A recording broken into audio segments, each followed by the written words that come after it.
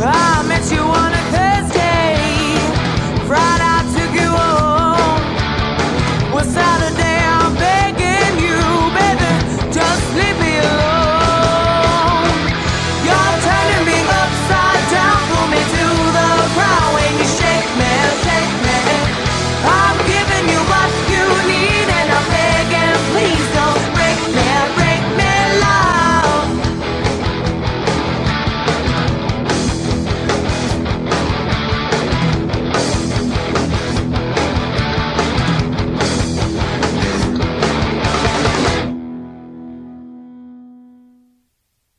There's a Highlander video game. Did you even know that? I didn't. I wish I didn't now. And it sucks. Oh my god, it sucks so hard. You know what the worst part is? I knew long before I even put this in the machine that it was gonna suck. It's got all the warning signs. Just look at this thing. You couldn't have made this game any less appealing if you covered it in dead plague rats and set it on fire. Although, trust me, that would be a good start. Okay, first off, it's based on the Highlander cartoons, which of course have almost nothing to do with the movies, and in fact take a great many pains to betray many of the fundamental aspects of the series. So you'd better be a fan of the cartoons, because if you liked the movies and thought this would be a good game to pick up, get ready to be left in the dust. In ancient times.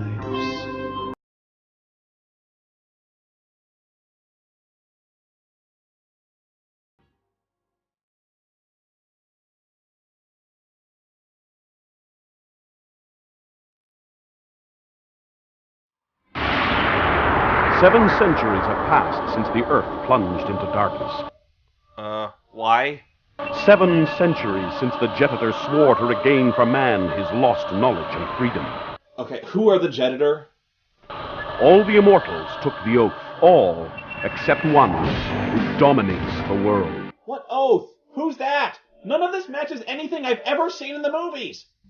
Alright, most of these questions are answered in the series if you're willing to suffer through it. The cartoon is set in the post-apocalyptic future, and really, I don't know what it is about Highlander that makes people think it'd be a perfect setting for after the bombs fall and wipe out all life on the Earth. Anyway, that's what happens. An asteroid hits the Earth and sets off all the world's nuclear bombs. And 700 years later, people ride tauntauns and have fruity rope rituals at Stonehenge. Apparently, all the remaining immortals decided that fighting over power was stupid when confronted with their responsibility to rebuild the human race. So they took an oath of non-violence to forget about the game. But as soon as they all took the oath, they're betrayed by Cortan, who had his fingers crossed the whole time. I refuse to take this ridiculous pledge. What? Oh, damn it! And he looked like such a trustworthy guy. That's pretty naive of the immortals to just assume everyone everywhere would just throw down their swords forever and not have a contingency plan in case one of them was, lying and secretly planning to take over the world. Since you have to do battle with me, I declare myself the last immortal and claim the prize. Supreme knowledge and absolute power. Wait, I didn't know he could do that. Can he just claim the prize? I didn't know he could do that. Can he do that? You have no right, Cortan. You are not the last. Okay, hold it. Wait. What the fuck is up with this guy? I mean, with the lips and the... Is this guy in blackface or what? Is this serious? This is the most racist thing I've seen in animation since... Yeah, okay, never mind. Hang on a second. I gotta find out who made this. Oh, I see. It's a French-Canadian company. See, you gotta remember, most Canadians have never even seen a black person before. Because black people are smart enough to live somewhere warm, where we play real sports. Hey-oh! Alright, where was I? Why does this guy look like Jessica Biel? And why is he wearing a cape and wrestling tights? And wait, Ramirez is in this? Well, apparently, which seems to indicate this is in continuity with the rest of the movies, but don't ask me how, since Ramirez dies every time he makes an appearance. And I'm serious, this is somehow in continuity because Connor McLeod from the first movie is in the show. He's the only guy with the balls to break his oath and attack Cortan, and, well, he basically gets his ass kicked and killed in one episode. This time, McLeod, I really will be the last. You may have beaten me, but be warned, Cortan. You talk funny, Nash. Where are you from? Lots of different places. Yeah, do any of those places include Scotland? Because it sure as hell doesn't sound like it! So, way to piss on the few familiar things fans might actually recognize. But soon an immortal will come to confront him. His name is Quentin MacLeod. He is the Highlander. Is every fucking MacLeod throughout history an immortal? I guess that's the problem when you call your series Highlander. Your hero always has to be a Scotsman. Unless you're making a spin-off show with Amanda called The Raven. God, that sucked. I guess people just like saying MacLeod. MacLeod. You cannot die, MacLeod. I am Conor MacLeod of the Clan MacLeod. MacLeod! The Cloud! Anyway, the biggest kiss of death on this game is that you can only play it on the Atari Jaguar CD. You remember that piece of shit console that looks like a toilet and doesn't work? Yeah, that one. You remember the nerd's repeated and ultimately failed struggle to get 2 of them to work, even employing the smartest electronics expert he knows to no avail? And surprisingly, the one I bought didn't work either. But I have a secret weapon that even the nerd doesn't have. I know a guy who's smarter than anyone. How's it going down there? This abomination is a piece of crap! I got it to work. Barely. But the thing about the Jaguar CD is that not only is it prone to hardware failures, it's prone to about 5 different ways it can fail. It can fail if the CD device isn't perfectly set on the machine. It can fail if the contacts aren't clean. It can fail if the memory track cart isn't perfectly set. And it can easily fail because the laser itself or the motor mechanism are defective, and they often are. And in this case, it would often fail because the lid is so poorly designed that when closed, it actually closes too tightly and mashes the CD against the inside of the drive, preventing it from spinning, and that can easily cause additional internal damage. And of course the video quality is shit. The only output option on the Jaguar is this stupid RF antenna switch box which produces this horrible wobbly signal, and this in an age when even the Super Nintendo had RCA cables. And even when I did get it to work, the Jaguar still froze all the time, and I do mean all the damn time. I mean, why is there a 10-digit keypad on the controllers? Why are there handles on the cartridges? I've never worked so hard to get something this broken to function. I could be playing house right now! And as a final epitaph to that story, after spending 3 days getting the thing to work, no sooner had I finished getting footage for this review than the motor on the CD drive completely crapped out. My Jaguar CD is now, well and truly forever, dead. Okay, so basically this game is just the first episode of the series. Cortan already rules the world and has Iggy Pop hanging around his palace as some kind of weird sex gimp. Cortan's straight up thugging right now just because he can, and he needs people to work in his underground obedience domes or something. And he sends his stormtroopers in their tanks, yes, tanks, to Scotland because, Scottish people work hard. Where are we hunting today, Major Iraq? The Highlands, man. The Highlands? But, Major, that's where the Dundees... Silence! Cortan's orders. Eternal power to Cortan. Eternal power to Cortan. Yeah, hail Cortan, whatever. I gotta tell you, this geography doesn't really look like Scotland much. I don't remember any huge deserts and massive canyons in Scotland. Oh well, I guess the meteor and the nuclear bombs did all that, my bad. Anyway, the cyber super macho man and his men sacked the village, killing Quentin's mom. With her last breath, she tells Quentin that he's not a Dundee, but a MacLeod, which is, important? You must face them, Quentin MacLeod. Yes, my completely unarmed son. Go and face that armored division and tear their tanks asunder with your bare fucking hands. MacLeod, why are you calling me that? Because that's your true name. Obey your mother, boy. Come here and fight. Aw, gee, thanks, Mom. Thanks for telling me I'm not a Dundee anymore. If I were a Dundee, I'd be able to say, that's not a knife. That's a knife. Now I'm screwed. The lesson's finished, child. Why did you call me MacLeod?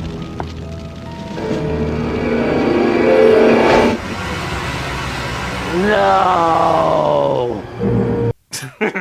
I'm sorry. You were being serious. Go ahead and do it again.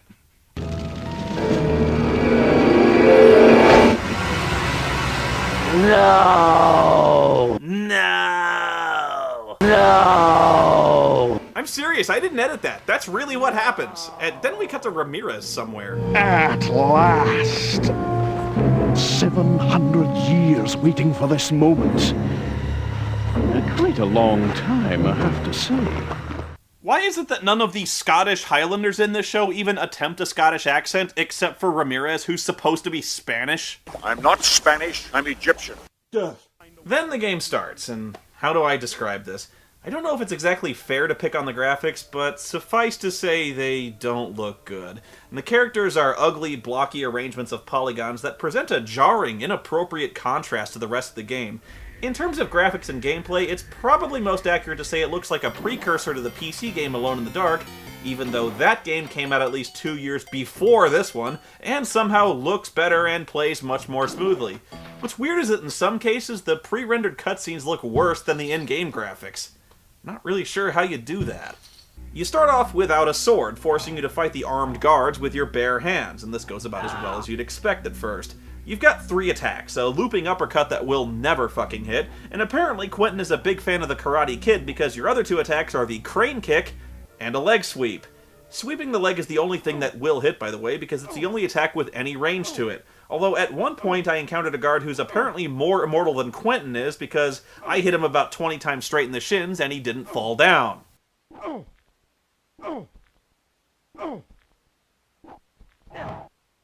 You get the sword basically by wandering around and finding it by accident, but first you have to break open the gate with a wooden stick. Actually, a specific wooden stick you find in a hut, not just any stick you could pick up from anywhere, and of course you can't use the stick as a weapon. It's only used to break open the padlock because apparently wooden sticks are stronger than steel chains. Except it won't open an identical lock on a treasure chest inside the village, which of course the stick doesn't work on. For that one you need a crowbar. A little consistency here, people, it's all I'm asking for. Anyway, you go to Stonehenge for no real reason and find Ramirez there, and he gives you the Sword of the MacLeods.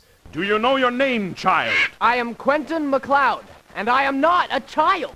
I am Ramirez. I'm a jetator. A jetator? Actually, he sticks it in the ground and just vanishes. Where'd the sword go? Seriously, where is it? It was right in front of me just a second ago. Where the fuck? Oh, there it is. Obviously. Jesus, this game. And why is the sword yellow?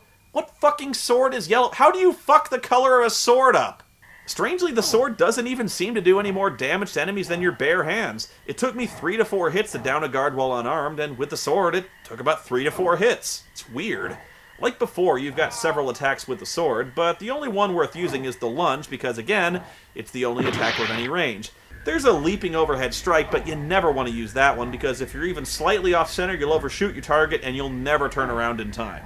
What's funny is that all the guards are taller than you, and as a result, your lunge always seems targeted straight at their balls. Ooh! Oh man, Quentin MacLeod fights dirty. It's cold as ice. So you run around all over Scotland, mercilessly thwacking dozens of people in the nuts, which is what I imagine most Scottish people do all day anyway, and once you figure this tactic out, the game becomes almost astonishingly easy. I say almost because even though I just told you how to win almost every fight, you're still gonna die constantly playing this piece of shit because the controls in this game are absolutely crippled. Your character moves like he's wading in hip-deep mud. Just trying to turn around in place takes about 4 seconds, and in weird, lurching 90-degree turns. The controls are so bad that it's virtually impossible to just walk directly ahead in a straight line. You spend most of the game running and swaying drunkenly to either side as you try to correct your movement. And good fucking luck when the game actually expects you to have some precision in walking across narrow platforms, or God help you, jumping gaps. I guess Quentin does drink a lot. It's the only way to recover your health. Yeah, you drink Highlander beer to restore your health. You don't regenerate at all over time. But what makes the bad controls even worse is the camera. It must be working for Cortan because it wants you to die. This is fucking ridiculous. I will never understand why games like this feel the need to completely invert your orientation 2 to 3 times simply crossing a room. I just want to get to the... What is with this? Sometimes the change is so radical I can't even tell where I was coming from or where I was going. Where the fuck am I now? I have no landmarks. I have no frame of reference. Someone help me!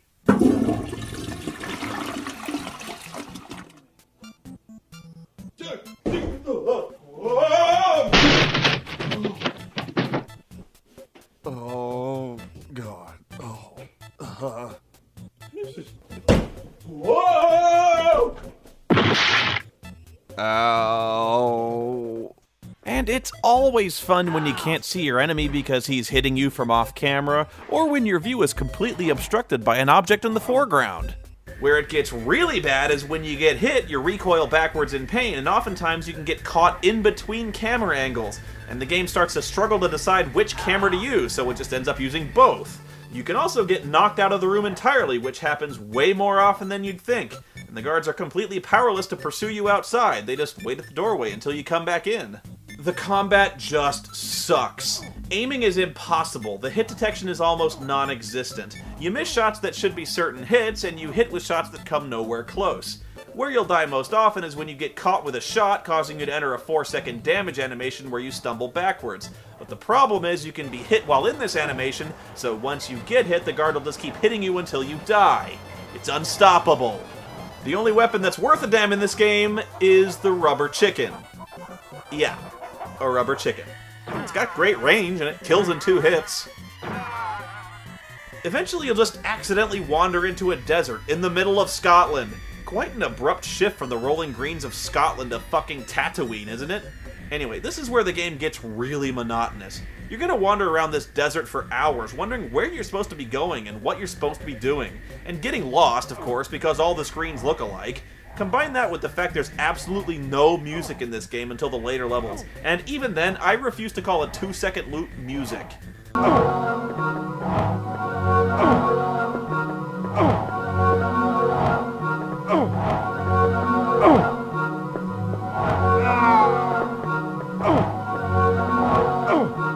In this stage, all you'll ever hear is the same stupid sound of blowing wind on a constant, endless loop.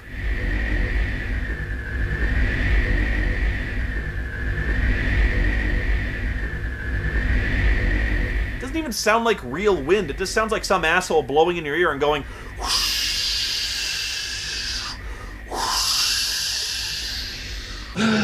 Sandstorm. Sandstorm. It's all part of a new program we like to call Deep Hurting. Deep Hurting. But the worst part of this stage is the fucking snipers. There's at least 2 of them, at least 2 that I could see, but the camera's so bad it's impossible to tell. I have no idea where I'm getting shot from, and there's no way to dodge. Come on, I just gotta get to the... Ugh! See, you're gonna get hit, and there's no way to fight back. Even though I can see them, the snipers are up on rocks, so I'll never be able to get rid of them. Try anything you want, it won't work. Serpentine shell! Serpentine!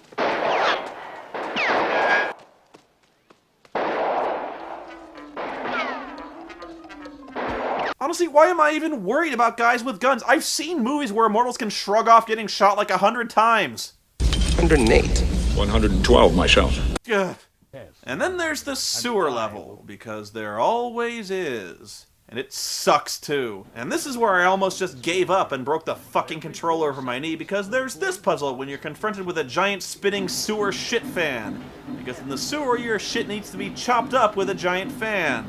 But no matter what you do, you just can't get through it. You can beat yourself up forever trying to jump through the fan, and it looks like you can, but you won't. You know how to get through it? You'll never guess. You use a stopwatch. I'm not even kidding. This is the only clue you're given. Nothing can stop this grinder. But every 4 seconds, when the blades are opposite to each other, if you move fast enough, you can make it to the other side. So, you know, clearly you're just supposed to infer that you have to use a stopwatch to time the fan blades. What? We don't even see him use the stopwatch in the video sequence. He just jumps through it on his own. These puzzles make no sense. Why can't I just get Ramirez down here to stop the fan blade himself? We all know how good he is at that. Then there's the door out, which is a guard checkpoint. Go away. Wait, go away? That's it?